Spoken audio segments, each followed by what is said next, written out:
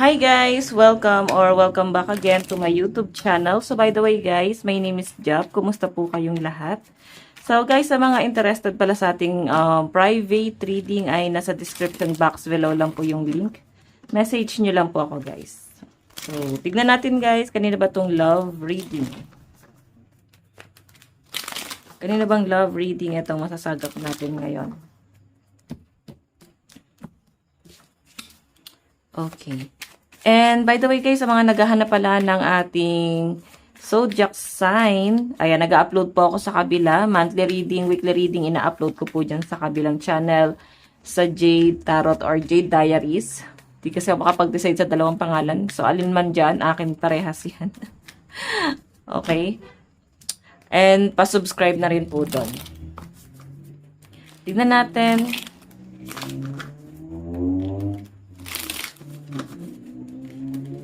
Kanina ba itong love reading?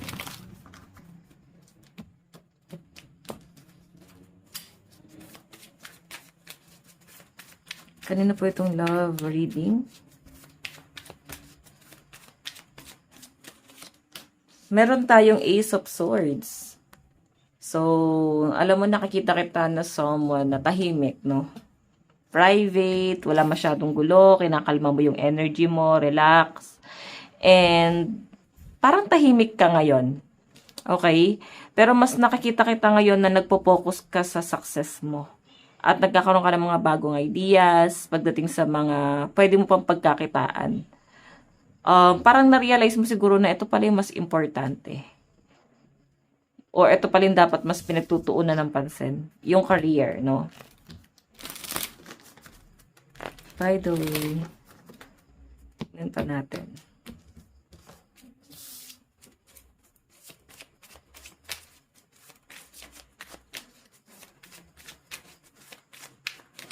Meron tayong The Magician, Willpower, Desire, Creation, Manifestation. Alam mo,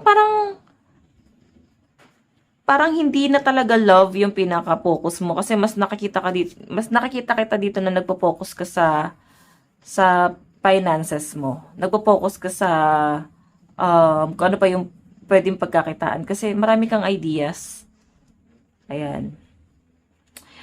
So, may nakikita ko ditong someone na parang may pagka-business minded or someone na practical, no? Marunong siya pagdating sa pera, wise etong taong to. Hindi ko naman sinasabing parang kuripo to sa'yo, pero wise etong taong to. Kumbaga, pag hindi kailangan, wag bilhin. Pag kailangan, na kailangan talaga. So, yon. Kasi masyado niyang binavalue lahat. And kung ikaw, pwede ka rin niyang i-value. So, mataas kasi yung chance na pwedeng mahulog yung loob mo dito sa taong to. Kasi nga yung mindset niya, parang matalino siya. Oo, so ikaw siguro nahulog ka sa taong matalino, madiskarte, matured. Sige, tignan pa natin. So, meron ditong celebration.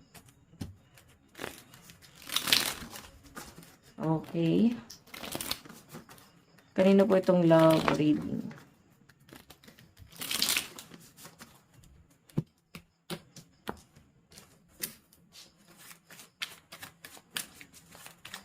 Additional message po. Kanina po itong love reading.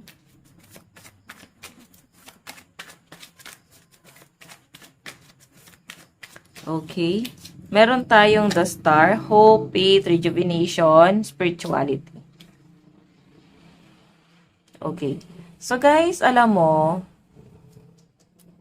nakikita ko kasi na mas focus ka sa family mo, mas focus ka sa mga goals mo. Kasi parang ngayon lang to nangyayari sa buhay mo na parang tuloy-tuloy yung blessing. Ngayon lang nangyayari sa buhay mo na nakakabangon ka. Kaya parang kina-career mo talaga to.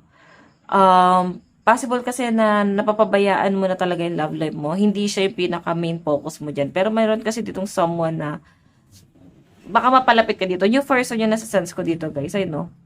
Explore. And may the lovers dito. Okay? Magkakaroon ng new beginning talaga. So, pwede hindi mo pa kilala tong taong to, hindi mo pa to nakakausap. Pwede kang mahulog sa taong to kasi, ano to hindi ka maboboard sa kanya. Lagi siyang nakakaisip ng something na exciting, no? Adventurous itong taong to. Gusto niya ng something na thrill sa buhay niya. And possible na makasundo mo kasi baka fire sign ka. Malakas ang energy ng fire sign, no? Aries, Leo, Sagittarius. Okay? Parehas kayo adventurous na itong taong to. Or pwedeng air sign, Aquarius, Gemini, Libra. Itong taong to. So, by the way, check pa natin. Okay.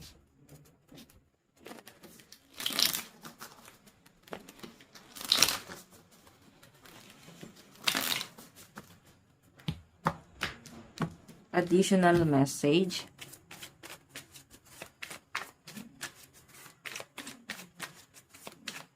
Kanina po itong love reading.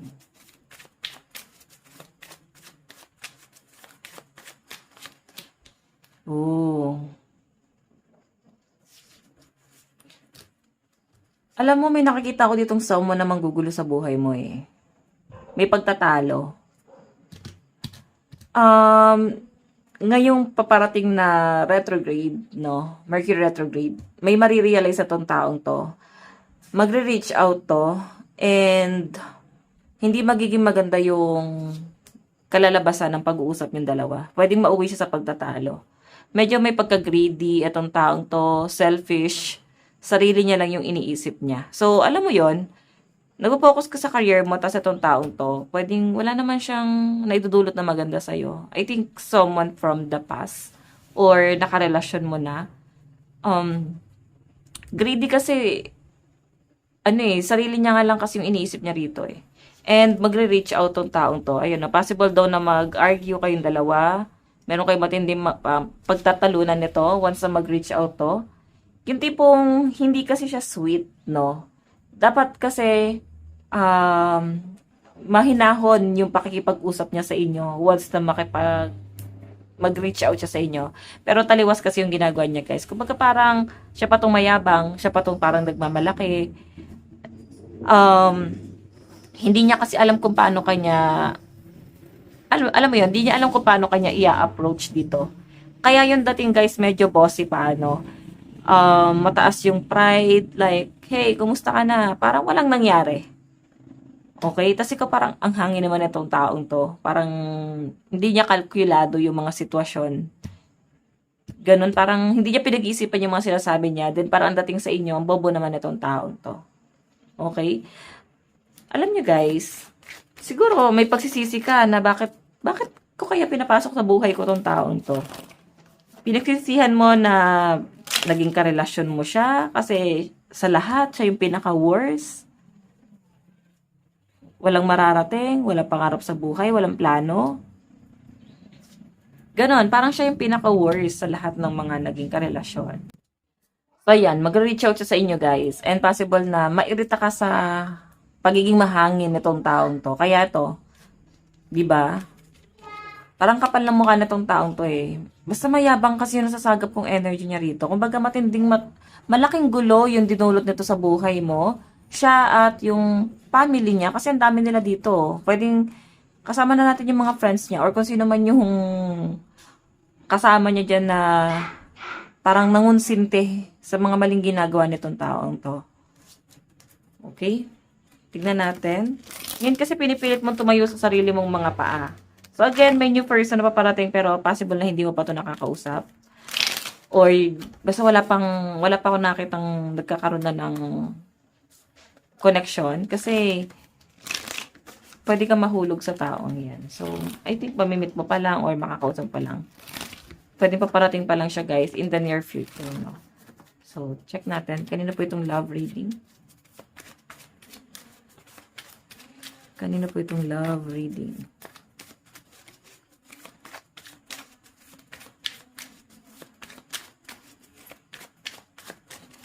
Meron tayong the Sun, joy, success, celebration, and positivity. Diba? Wala ka nang pakialam sa taong to, basta ikaw ay nakapokus sa success mo.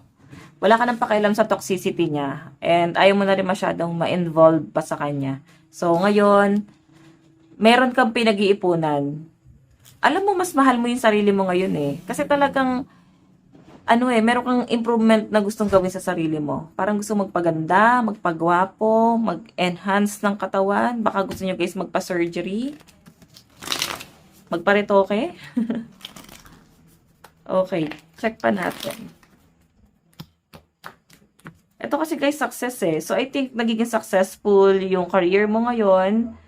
Yung iba sa inyo guys, possible na parang famous, kilala kayo. Okay. Check pa natin.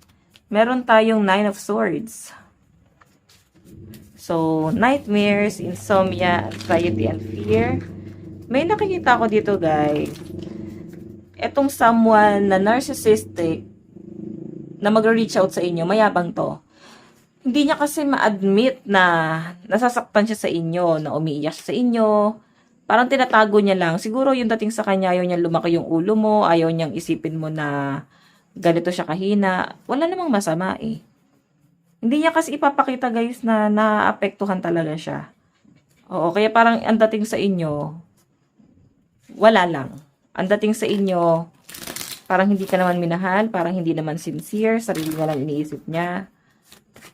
So, ngayon parang nagkakaroon ng sleepless night itong taong to.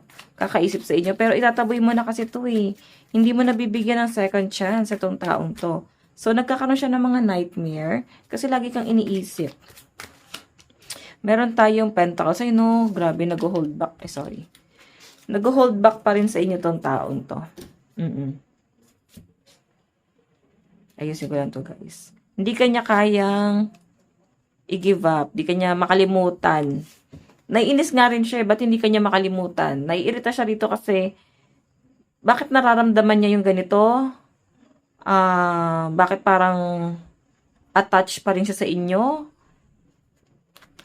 Kasi kaya ka naman niyang kalimutan. Sana. Pero hindi niya magawa ngayon. Alam mo, dating nga sa kanya, baka may ginawa ka sa kanya eh.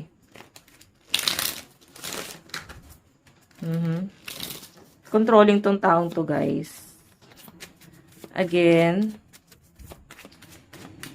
meron tayong Ten of Cups. Oh. May mga single mom, single dad dito. Hindi ko kasi masagap na parang ito yung parang ito yung partner mo, no? Hindi siya yung parang magulang ng mga anak mo. Pwedeng iba. Ayan, no? Di ba may mga single mom? Pero may someone dito kasi na nag-hold back pa rin sa inyo, guys. Ex mo siguro to and nakita mo na parang wala naman ikaw mararating, walang plano sa buhay. Hindi siya yung parang someone na family-oriented. So, I think nakipaghiwalay ka dito. Ayun, may sudden change. And itong ending na to, guys, marami kang na-realize or marirealize. Tingnan natin. Additional message.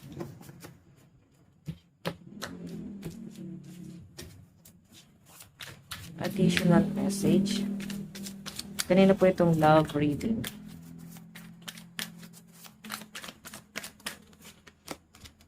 Two of Cups. So, alam nyo guys, focus na lang kayo sa new person. Kasi itong someone na to, mas matalino to. New person, paparating pa lang to sa buhay nyo. Maybe mga April or May. Mga ganon. And may growth ka talaga. Kumbaga, tutulungan kanyang mag-grow sa sarili mo. Kasi gusto niya sabay kayong mag-grow. O gusto niya parehas kayong may improvement sa buhay. Okay, parehas kayo may mararating. So, siya yung parang susupport sa inyo na para makita mo yung worth mo. Para i-improve mo yung sarili mo dito. Okay? So, sobrang kalmado nitong taong to. Kabaligtaran nitong ex mo na parang nonsense, no? Tipong hindi siya marunong mag-handle ng relationship. Again. Tignan natin. Meron tayong 8 of Pentacles. So, ito kasi guys, 8 of Pentacles, ikaw yan, no? Ano kay materialistic, pero yung pagiging materialistic mo naman guys ay pwedeng sa gamit sa bahay, practical ka lang, kaya marami kang gustong gawin. Gusto mo talaga na i-secure yung future mo. At nyo ng person mo. Sobrang independent ng energy mo. Actually, hindi mo kailangan ng partner kasi kaya mo nang tumayo sa sarili mo eh. Kaya mo na yan sa sarili mo. Okay, so guys, meron tayong the star.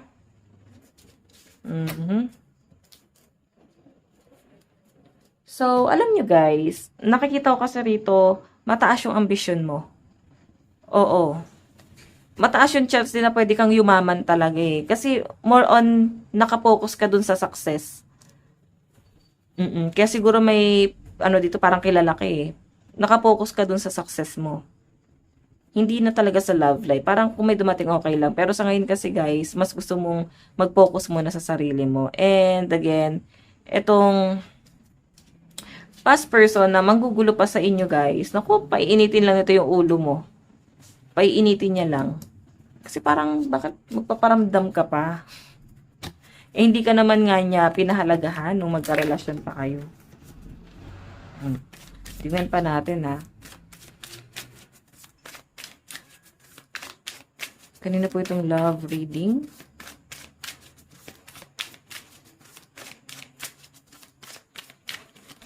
Meron tayong I'm healing to love myself again. Ayan, 'di ba? Again, magmo-move on na naman. Mag-heal na naman kayo sa sarili nyo.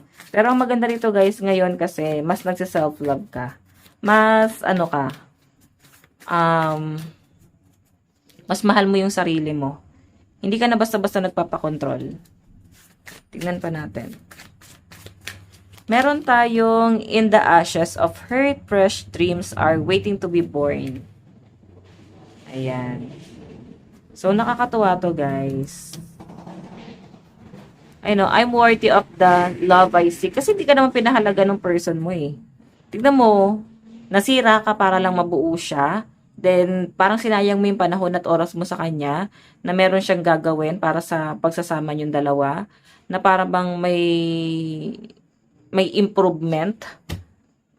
Okay, umasa ka kasi na matutulungan ka nitong taong to, pero wala eh. Ikaw lang yung naubos. So, titignan natin guys yung energy niya ha. Again, pumili ka ng maayos na partner. Hindi yung parang ikaw pa yung magiging magulang sa kanya. 'Di ba? Yung parang ikaw pa yung mag-guide sa kanya para sa tamang daan. So again, tignan pa natin. Ano yung nararamdaman niya sa inyo?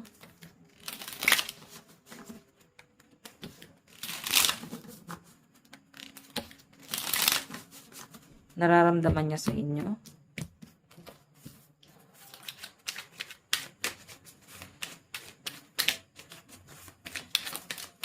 Nararamdaman sa inyo. Oops. Meron tayong, di ba? Nine of Swords. Kasi alam niya wala na talaga. Alam mo, parang, parang naiinis siya sa inyo, pero mahal ka pa rin niya. Parang hindi siya papayag, no? Pwede kang sirain itong taong to eh. Kasi hindi siya papayag na ganun yung ginawa niyo sa kanya. Parang dating sa kanya napahiya siya. Naipamukha sa kanya na wala siyang kwenta. Pwede kasi hindi na to bago sa mga tao sa paligid niya. Tapos, ikaw mismo yung kusang sumuko. Kasi madalas siguro, siya yung sumusuko. Or, wala talagang tumatagal sa kanya. Kasi sa ugali niya, sa bisyo niya, sa lifestyle niya. Okay, nararamdaman niya sa inyo guys. Nag-overthink siya. Di siya makamove on. Again. 2 of Cups. Alam mo, hoping pa rin na tong taong to na maayos kayong dalawa. As in. 6 of Wands. At saka alam mo, nagagandahan siya sa inyo, nagagapuan siya sa inyo, nangihinayang kasi pwedeng, maganda ka naman eh, may tsura ka naman eh. Yun yung pinangihinayangan niya. Kasi yung mga sinasabi ng mga tao sa paligid niya, sayang naman yung maayos yung partner mo na yun ah. Successful, maayos ang career, may tsura, tapos ba't kayo naghiwalay? Alam mo yun, ganun yung nakikita ko kasing energy dyan. So, titignan pa natin ha.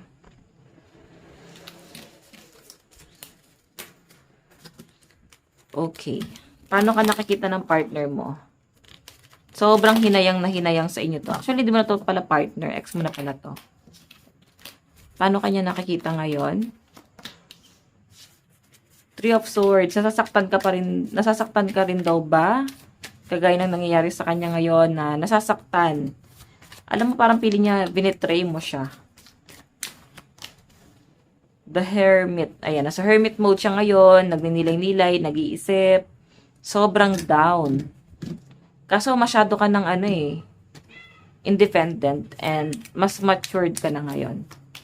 Meron tayong Four of Swords. Di ba? Okay. Grabe guys. Broken hearted tong taong to. Okay, so ayan no. Nahirapan siya mag-move on dito guys. As in, pwedeng kahit lumipas na yung mahabang panahon, taon, buwan, hindi pa rin maka-move on itong taong to. Ayan. Sobrang nahihirapan siya na makaalis dun sa connection yung dalawa. Nasa hermit mode oh. Sobrang challenging sa kanya yung mga nangyayari ngayon.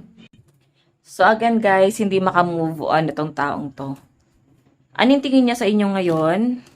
Clueless siya. Pwedeng wala siyang update sa inyo, no? Kasi energy niya to eh. Tignan mo, napapaisip nga siya ngayon eh. Nasa hermit mode oh. Nisip-isip ka, ano na bang ganap sa inyo ngayon? Kamusta ka na ba? Pwede kasing wala ka ng interest talagang kausapin tong taong to. Tignan pa natin. Ano yung magiging hakbang? Mag-e-effort ba tong taong to? The Hierophant. Pipilitin niya na lang guys maging masaya. Mag-e-effort ba siya? Depende. Actually, nag-aantay lang sa'yo tong taong to. Nag-aantay lang siya sa inyo. Okay, so again, nandito kasi yung energy ng the justice. Gusto niya ng justice. Kung ano yung ginawa mo sa kanya, guys, I think deserve niya. Kasi, minahal mo naman siya eh. Then, nung natauhan ka, guys, umalis ka dun sa relasyon. Ikaw na mismo yung nag-let go. Then, ang dating sa kanya, binetray mo siya. Diba? Sarili niya pa rin yung iniisip niya dyan. Tignan natin. Additional message. You're my soulmate. It must be written in the star because you must definitely are my destiny. We belong together. Nag-aantay pa rin siya sa inyo kahit magkaroon ka ng karelasyon. Mag-aantay pa rin sa inyo tong taong to. Kasi parang feeling niya soulmate ka niya eh. Ayan, I'm single, diba? Single pa rin siya until now. Hindi siya ready na pumasok sa relasyon kasi inaantay ka nito.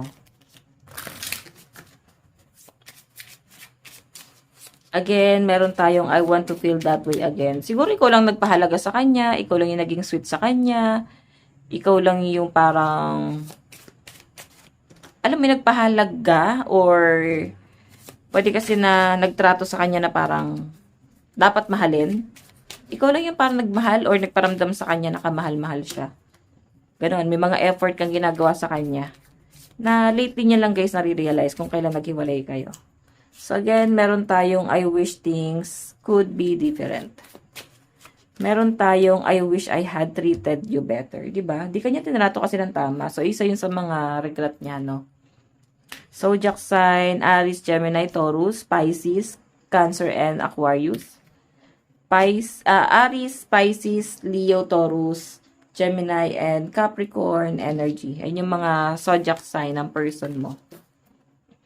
Okay, doon tayo sa energy mo. Okay, doon tayo sa energy mo. Nararamdaman mo sa taong to. Kasi wala na eh. Oh, as in, naka-move on ka na talaga. Meron tayong Four of Cups. Ayan oh. Parang nasan ka nung mahal pa kita. Parang ganun. Ba't ngayon lang? Kung kailan wala na. Diba? Saka siya nag-o-offer. Eh, nakakita mo na dito yung mga pagkakamali niya before. Eh, nakapokus ka na dun eh. So, pag mahal mo kasi ang isang tao, yung mga gandang bagay pa rin niya yung nakikita mo. Pero ngayon kasi mas nakakita mo na yung mga mali. Again, meron tayong Ten of Cups.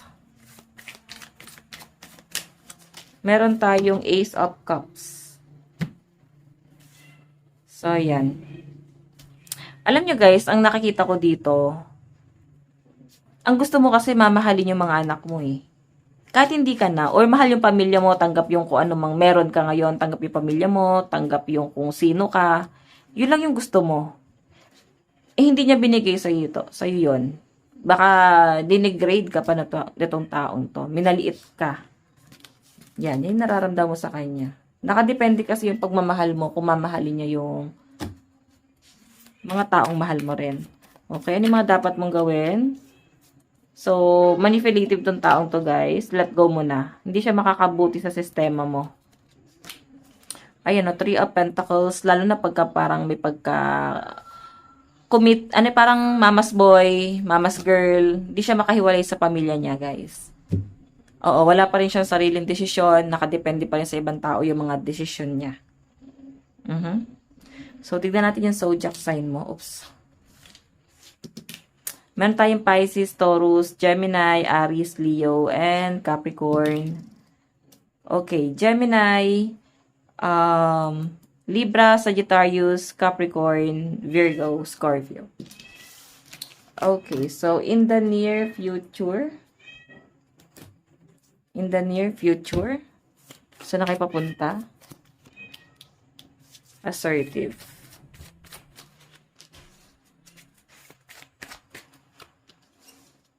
Ala, tapos ka na talaga sa kanya. Tapos na siya. Tapos ka na pala, sorry. Parang wala na. The damage has been done. Wala nang second chance. Kasi si ready ka na mag-entertain ng iba, oh. Saka mas gandang-ganda ka sa sarili mo ngayon, mas gwapong-gwapo ka sa sarili mo ngayon, mas confident ka. Parang tama na yung mga pinagagawa niya sa inyo kasi naka-recover ka na rin naman agad. Okay na yung energy mo ngayon. Okay, nakapokus ka rin sa success mo, sa goal mo, ayan. So, by the way, guys, ito lang naman pong inyong daily love reading. Bukas po ulit. God bless and love you all. Bye-bye!